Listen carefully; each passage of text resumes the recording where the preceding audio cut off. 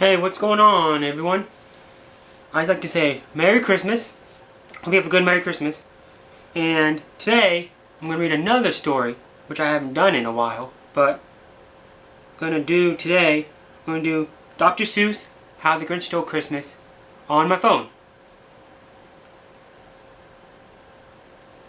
How the Grinch Stole Christmas by Dr. Seuss. I don't have the physical copy, but I wish I did, but I don't. But here we go. Dr. Seuss, How the Grinch Stole Christmas.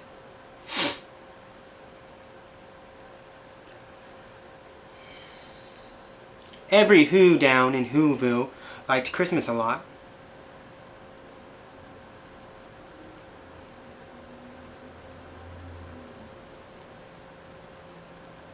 But the Grinch, who lived just north of Whoville, did not. The Grinch hated Christmas the whole Christmas season. Now please don't ask why. No one quite knows the reason. It could be his head wasn't screwed on just right. It could be perhaps that his shoes were too tight.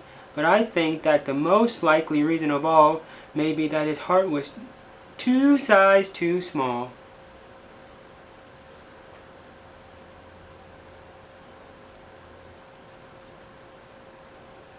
And they're hanging their stockings.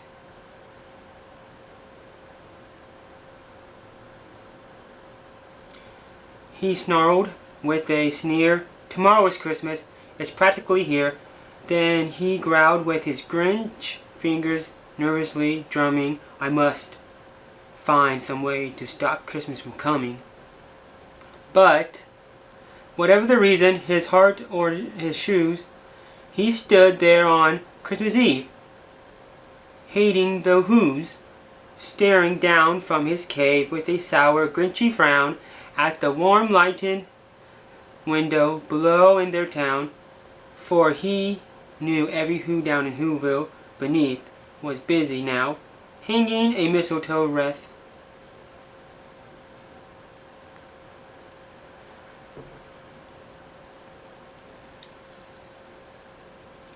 All the Who girls and boys would wake bright and early. They rushed for their toys, and then, oh, the noise! Oh, the noise! Noise, noise, noise! That's one thing he hated. The noise, noise, noise, noise.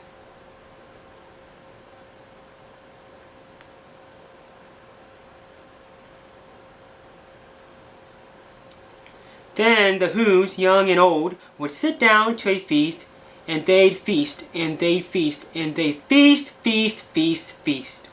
They would feast on Who pudding and rate Who roast beast, which was something the Grinch couldn't stand in the least.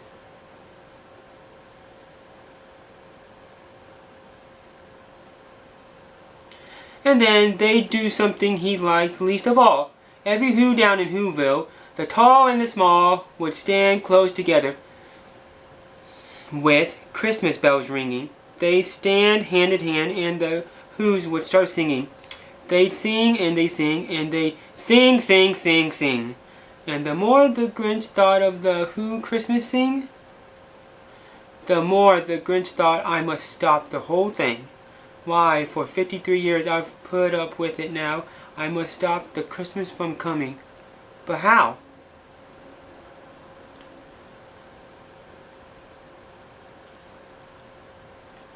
And then he got an idea. An awful idea. The Grinch got a wonderful, awful idea.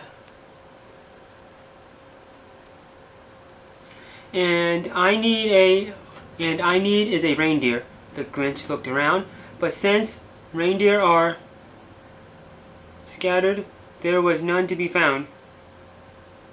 Did that stop the old Grinch? No. The Grinch simply said, "If I can't find a reindeer, I'll make one instead." So he called his dog Max. Then he took some red thread and he tied a long horn on the top of his head.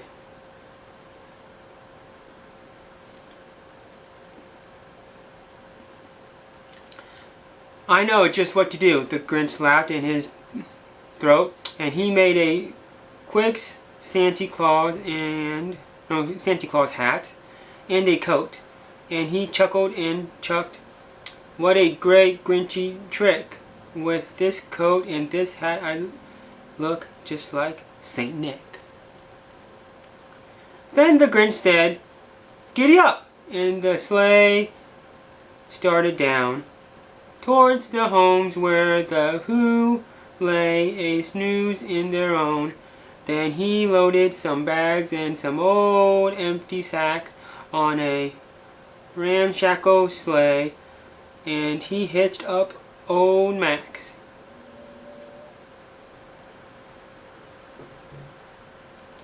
And their windows were dark, quiet, snow filled the air, and the Who's were all dreaming sweet dreams without care. And he came to the first little house on the square. This is stop number 1. And the old Grinchy Claus hissed, and he climbed to the roof, empty bags in his fist.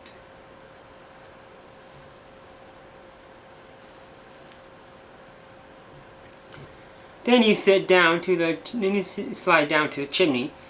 A rather tight pinch, but if Santa could do it, then so could the Grinch.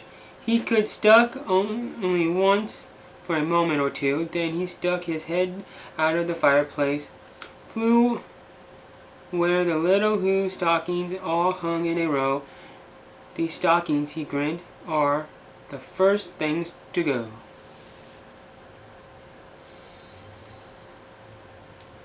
Then he slithered and slunk with a smile most unpleasant around the whole room, and he took every present, pop guns and bicycles, roller skates, drums, checkerboards, tricycles, popcorn and plums, and he stuffed them in bags. Then the Grinch, very nimble, stuffed all the bags one by one up the chimney.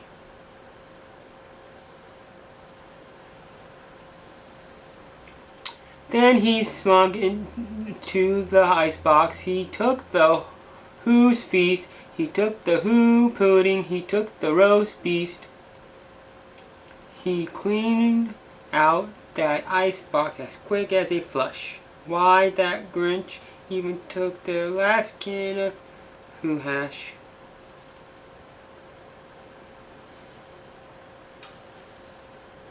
Then he stuffed all the food up the chimney with glee, and now, grinned the Grinch, I will stuff up the tree.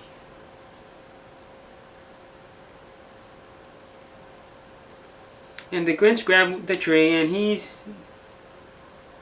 started to shove when he heard a small and sound like chew of a dove.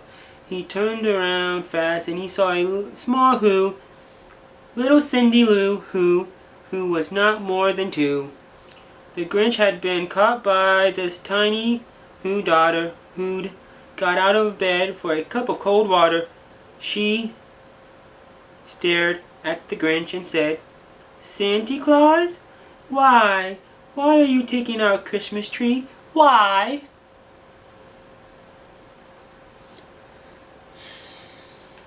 And his fib fooled the child. Then he patted her head, and he got her a drink, and he sent her to bed. And when Cindy Lou Who went to bed with her cup, he went to the chimney and stuffed the tree up. But you know, that old Grinch was so smart and so slick, he thought up a lie, and he thought up quick. "Why, my sweet little toot," the fake Santa Claus lied, "there's a light on this tree that wasn't light on one side. So I'm taking it home to my workshop, my dear. I'll fix it up there. Then I'll bring it back here." Then the last thing he took was the log for their fire. Then he went up to the chimney himself. The old liar. On their walls he left nothing but hooks and some wire. And the one speck of food that he left in the house was a crumb that was even too small for a mouse.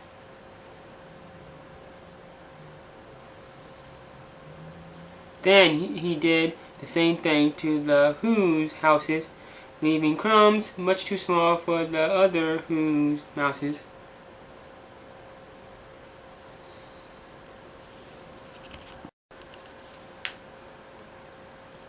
It was 1/4 dawn, with the Who still in bed, with the Who still a snooze. Then he packed up his sled, packed it up with the presents, the ribbons, the wrappings, the tags, the tinsels, the trimmings, the trappings.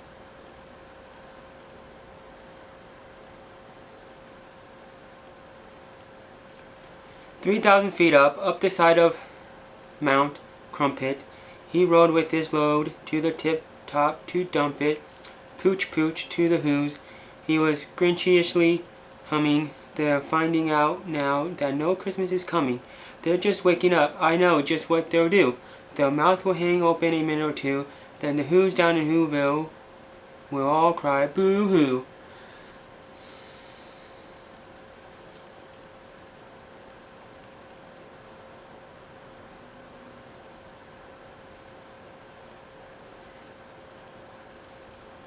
"That's a noise," grinned the Grinch. "Then I simply must hear." So he paused, and the Grinch put his hand to his ear, and he did hear a sound rising over the snow. It started in low, then it started to grow.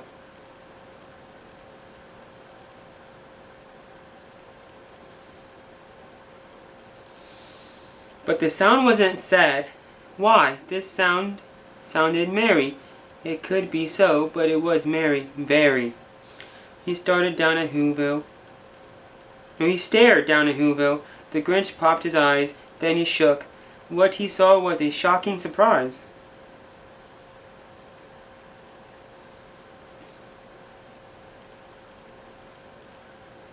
Every Who down in Whoville, the tall, the small, was singing without any present at all.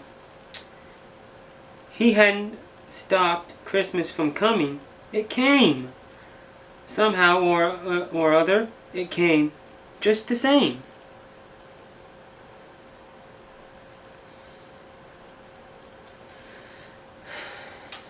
And the Grinch, with his Grinch feet ice cold in the snow, stood puzzling and puzzling. How could it be so? It came without ribbons, it came without tags, it came without packages, boxes, or bags, and he puzzled 3 hours till his puzzler was sore.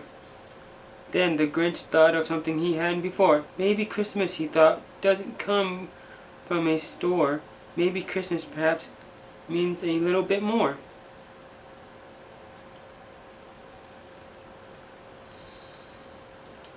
And what happened then? Well, in Whoville they say that the Grinch's small heart grew 3 sizes that day. And the minute his heart didn't feel quite so tight, he whistled with his loaded through the bright morning light, and he brought back the toys and the food and the feast, and he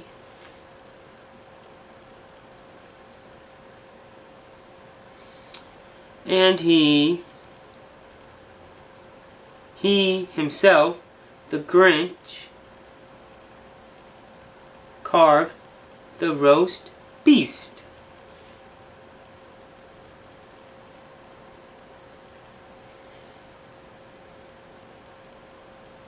Well, there you have it. That was How the Grinch Stole Christmas. Again, have a Merry Christmas, and I hope you enjoyed this video. Like, subscribe, comment, or whatever. Yeah, peace. Merry Christmas.